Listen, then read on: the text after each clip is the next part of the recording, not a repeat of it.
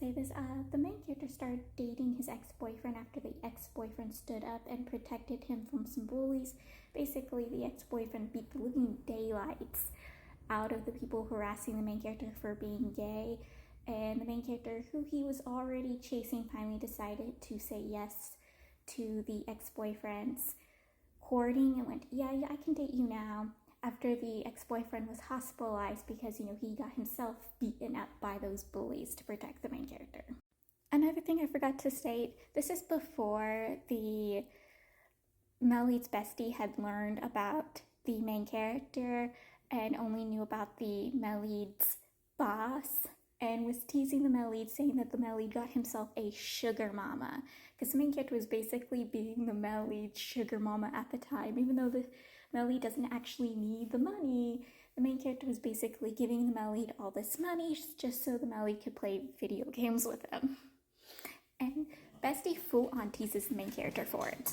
So when the main character was making the artwork of the male lead's bestie for the bestie's fan, the main character started making an artwork of the male lead. And so when he finally sends the artwork to the fan, he posts the artwork he made of the male lead. And at the birthday party for the male lead's bestie, the girl sent the bestie the artwork, the fan did, and tells him where he can find the artwork, because he was like, oh, you're pretty good. And she's like, no, it's not me, it's this person. And again, the main character did not inform anyone that he was doing these commissions. Like, he told someone that, yeah, he was making artwork of the bestie, but he didn't tell them this is his account. So the bestie finds the account, goes, oh my god, guys, look, it's the male lead. Someone made artwork of the male lead. And so that's how the male lead finds out that the main character made an artwork of him. He full-on teases the main character and starts calling the main character teacher, like the main character's fans for his commissions calls him, because most of them thinks he's a girl. Like, it's kind of funny. So the main character, the scene where the main character goes to the bar to collect who, I wasn't sure who he was collecting, and because he arrived because, his bestie called him to tell him come to the bar to pick up his ex-boyfriend. The main character actually went to pick up the male lead, but the male lead got jealous thinking he was picking up the ex-boyfriend, and I wasn't actually sure who the main character was picking up. It does typically tell you, because the main character's like, no, I came to pick you up. I didn't come to pick my ex-boyfriend up, because I know you have stomach issues, because the male lead has stomach issues. When he because he was actually going to become a pro gamer and be part of this gaming team that the male lead's bestie is part of, he didn't take care of his health and ended up hospitalized over it and gained stomach issues. So the main character's like, I know you have stomach issues. I came to collect you. It's not good for you to be drinking. The male lead and the ex-boyfriend was at this drinking party and got each other drunk because they were both jealous a-holes to each other.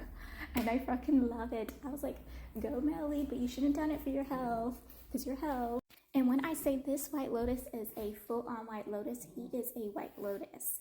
I am not kidding, because he's the one that takes the ex-boyfriend to the hotel room after the ex-boyfriend got drunk and the main character didn't pick him up but picked up the male lead instead. He tries making it out that the main character was cheating on the ex-boyfriend with the male lead. He's like, yeah, I think there was something going on between them behind her back. Yet he full-on tries insinuating that the main character was the cheater and not him and the ex-boyfriend. He's like, yeah, I don't know why you keep chasing after the main character when obviously the male lead got him when he was still with you. And I'm like, bitch. Like, I wanted to throw hands with the White Lotus. I am not kidding. He pulls this. Because the White Lotus got into the main character's ex-boyfriend's head, the ex-boyfriend fought the male lead. Like, they get into a little physical fight and they both end up in the hospital over it. I am not kidding. They both end up in the hospital over them fighting over the main character. They get into a physical fight over the main character. And I'm like, men, calm yourself. But honestly, I was going, hit him harder, male lead. Hit him harder. He deserves the beating you're gonna give him. Also, the ex-boyfriend has the audacity when the main character arrived to see how the ex-boyfriend and the male lead is doing, but mostly the male lead. He visits the male lead first, then goes to see the ex-boyfriend and returns back to the male lead side. But when he goes to see the ex-boyfriend has the audacity to question if the main character ever had feelings for him. And now the main character himself was questioning because, he broke up with his ex-boyfriend so easily after he caught his ex-boyfriend cheating, and he wasn't that hurt over it. But I'm like, honey, some people just lose all feelings when they realize their boyfriend or girlfriend was cheating on them, or their significant other was cheating on them. Like, you lose all feelings. You might have like the deepest, darkest love for somebody. Once you found out they were cheating on you or they broke your trust, you lose all that love. And the main character realized that yes, he did love the ex-boyfriend, or at least liked the ex-boyfriend, but because the ex-boyfriend cheated him, he lost all feelings. But he tells the ex-boyfriend, yes, I did have feelings for you, but it's gone. And I'm like, yes, honey, tell him, that's what he deserves. He has to know you have no feelings for him anymore. So the White Lotus is still pulling stuff. He still has the audacity to pull things, even though he was the mistress in a relationship or tried getting hold of another man's man. Still has the audacity to try to make the main character out to be the bad guy in the male lead. Like, he gets on a group chat because everyone's talking about why did the male lead and the ex-boyfriend get into a fight, and then tries to isolate and had someone else isolate with him that the main character and male lead was cheating on the ex-boyfriend, and the ex-boyfriend found out and got upset over it. And the male lead deserved to get his beating. Like, that's what them and his girlie are trying to isolate. And the main character's Bessie, who's part of this group chat, goes and informs the main character, sends him screenshots, then adds the main character to the group chat after the main character asked him to do. And the main character makes public that no, it wasn't him and the male lead that was cheating. It was the White Lotus and the ex-boyfriend who was the one who cheated first. And I'm like, yes, honey, do it, honey. Show everyone that you're innocent.